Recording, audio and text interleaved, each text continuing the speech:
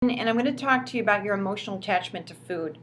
And I want you to think about the word hunger and ask yourself the question all throughout the day today, are you hungry? And if you can actually answer yes to that question, go ahead and eat. If on the other hand, you ask yourself, am I hungry? And you say yes, what do I want though? I really could go for pizza. Well, guess what? You really might not be hungry, or even if you are hungry, you're probably satisfying some other emotional need that you have by putting a little restriction on what type of food you might want. Because if you were hungry, you'd probably eat just about anything you could get your hands on. That's what hunger is. Hunger is a signal that you need to put fuel inside the body. Now, if you are putting restrictions on what type of food you need, then we're crossing that line between hunger and the emotional, what it's fulfilling in your body. Okay. Now, I also want to let you know a little bit about a personal battle that I've had. And you've heard me talk about this before, but I've always battled Diet Coke. And since I was a kid, I've had a Diet Coke habit, and I know that the chemicals inside Diet Coke are not good for me. I know that. And I have quit several times. And you know what? I've lapsed several times too. But you know what? For the most part, I'm making progress towards my goal of giving it up.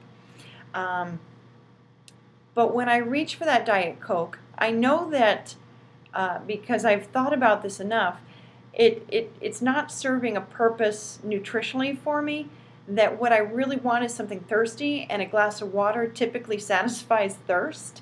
I'm really getting an emotional craving. There's an emotional attachment to it. It's made me feel better in the past, and I think that it's always served as that little pick-me-up for me, not the caffeine, but the fizzy and the taste and the icy coldness of a good Diet Coke. So I've developed an emotional attachment to that food, and I know that I need to break it. And recognizing it is part of breaking that chain and that sequence of events. So first of all, recognize your pattern. And a lot of people have that cup of coffee in the morning, and that's another big one too. Because I'll say to somebody, can you give up the cup of coffee? And they're like, oh no, don't ask me to give up my cup of coffee, because that's like, well, it's because we put so much emotional significance on that cup of coffee. It's your quiet time. It's your like little ritual in the morning.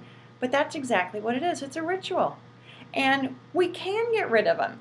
And so I want you to think about, maybe make a list today of all of those things that you put emotional significance on food, or maybe even activity. And I want you to see if there's maybe one thing that you can try breaking the chain and see if you can make a change this week. Talk to you later.